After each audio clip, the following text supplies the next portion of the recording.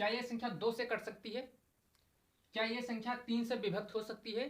या यह संख्या 4 से विभक्त हो सकती है? आज हम इसी के बारे में जानेंगे कि बिना काटे हुए संख्याओं को कैसे पहचाने कि ये संख्याएं 2 से, 3 से या 4 से, जो भी नंबर होगा उससे पूरी तरह से कट सकती हैं कि नहीं। तो आज हम पढ़ने वाले हैं विभक्त के नियम। तो हेडिंग डाल लीजिए विभक्त के नियम। और आज हम जानेंगे कि कोई भी संख्या हो, कितनी बड़ी भी संख्या हो, चाहे जितना जोड़ दो, क्या वो संख्याएं 2 से, 3 से, 4 से, 5 से, 6 से, 8 से, 9 से, किसी से, जिससे भी पूछे उससे क्या पूरी तरह से विभक्त हो सकती हैं कि नहीं, इसको हम केवल देखते ही पहचान लेंगे। तो चलिए स्टार्ट करते हैं और सबसे पहले डालते हैं 2 से कटने वाली संख्याएं।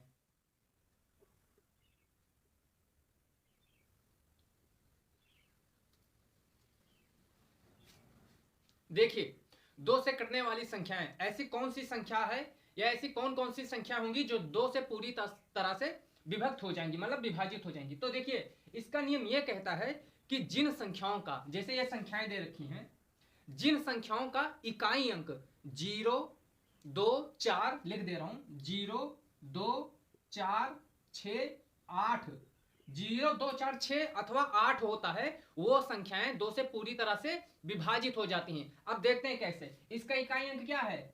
2। देखो 0, 2, 2 है इसका इकाई अंक ना, तो मतलब ये संख्या 2 से पूरी तरह से विभाजित हो जाएगी। दूसरा नंबर देखते हैं, इसका इकाई अंक क्या है? 3। लेकिन नियम क्या कहता है कि जिसका इकाई अंक 0, 2, 4, 6, 8 हो, 3 इसमें नहीं है, तो मतलब ये संख्याएं 2 से पूरी तरह से विभाजित नहीं होंगी। मुझे उम्मीद है समझ आ गई होगी।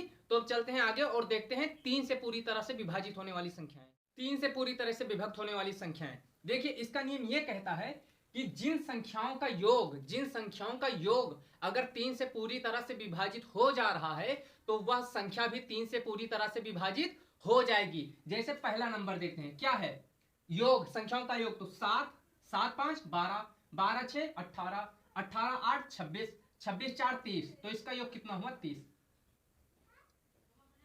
अब देखो 30 क्या 3 से विभाजित होगी? तो हाँ, 10 बार में 30 कट जाएगी, तो मतलब ये संख्या भी 3 से पूरी तरह से विभाजित हो जाएगी। अगला एग्जांपल देखते हैं, 7, 7, 6, 13, 13, 6, 19, 19, 8, 27 और 27 और 4, 31।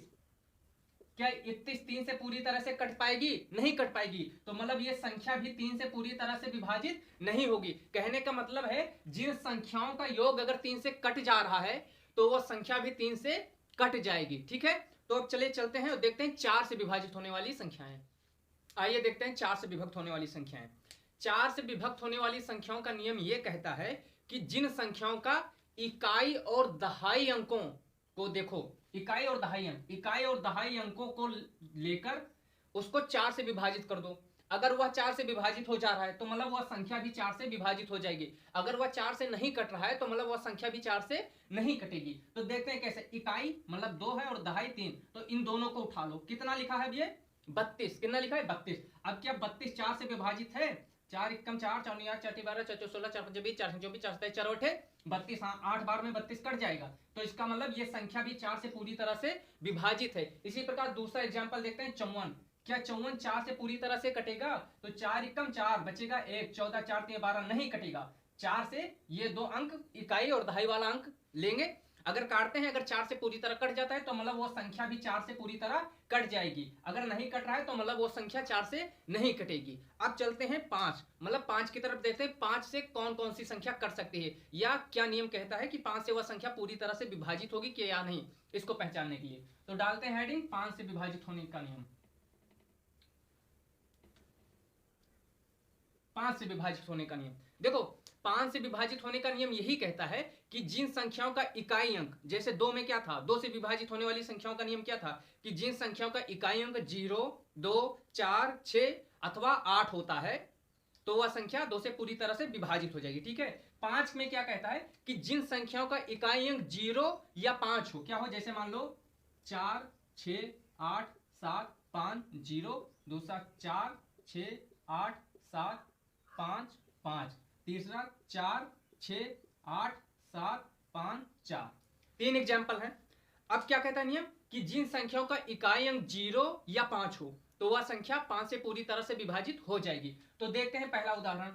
इसमें इकाई अंक क्या है? 0, और नियम क्या कहता है कि 0 या 5 हो तो वह संख्या 5 से पूरी तरह से विभाजित हो जाएगी। तो इकाई अंक 0 मिल गए तो मतलब यह संख्या 5 से पूरी तरह से विभाजित हो जाएगी। दूसरा एग्जांपल देखो, इकाई अंक क्या है, 5 है, 0 अथवा 5 हो तो 5 है इकाई अंक, मतलब ये भी संख्या 5 से पूरी तरह से विभाजित हो जाएगी। तीसरा देखो, इकाई अंक 4 है लेकिन नियम कहता है 0 या 5 हो, यहाँ इकाई अंक 4 है तो मतलब यह संख्या 5 से पूरी तरह से विभाजित नहीं होगी। मतलब जिनका इकाई अंक 0 या 5 हो वह संख्या 5 से पूरी तरह से विभाजित हो जाएगी। अब एक चीज देखो, 5 तक हमने सीख लिया, 2 से लेकर 5 तक, 2 से लेकर 5 तक हमने सीख लिया। इसकी प्रैक्टिस करो, प्रैक्टिस करो, अपने अपने मन से कुछ नंबर्स बनाओ, कुछ भी नंबर बनाओ, ऐसे लिख लो कुछ भी, 7 6 8 4 5 3 कुछ लिख लो, उसको 2 से नियम देखो दिमाग में आ रहा है, नियम कट रहा है कि नहीं। इससे फायदा क्या होगा, जब आप एग्जाम दोगे या कोई कैलकुलेशन करोगे मैथ का तो थोड़ा इजी हो जाएगा। नंबर देखते ही आपको पहचान में आ जाएगा कि हाँ इस संख्या को, जैसे बहुत सारे बड़े बड़े एलसीएम आ जाते हैं तब हमको उसको पहले सोचते हैं क्या 2 से काटें, आगे जाके कटेगा कि नहीं,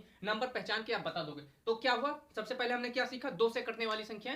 क्या नियम कहता था कि 2 से कटने वाली संख्याओं का नियम क्या था कि जिनका इकाई अंक 0 2 4 6 या 8 हो, मतलब सम संख्या 0 को लेकर और बाकी सम संख्या 8 तक, अगर जिनका इकाई अंक आ रहा है तो वह संख्या 2 से पूरी तरह से विभाजित हो जाएगी। 3 का नियम क्या कहता था कि जिन संख्याओं के अंकों का योग, 3 से करने का नियम बता रहा हूं, 3 2 6 8, अब ऐसे जोड़ो इसको, 3 2 5 5 5 6 5 11 11 8 19, जिन संख्याओं का अंकों का योग 3 से कट जाए तो ये कितना आता, 19, 19 3 से कटता पूरी तरह नहीं कटता तो मतलब वह संख्या भी नहीं कटती। जिन संख्याओं के अंकों का योग 3 से पूरी तरह कट जाए तो वह संख्या क्या होगी, कट जाएगी। 4 में क्या कहता था, इकाई और दहाई अंकों को लेकर चलते हैं, इकाई और दहाई अंक को मिलाकर अगर वह 4 से विभाजित हो जा रही है तो मतलब वह संख्या भी 4 से पूरी तरह से कट जाएगी। जैसे इसको काटते 4 एकम 4, 4 चला जाता 2 बचता, 4 सते 28, मतलब यह संख्या पूरी तरह से 4 से कट जाती।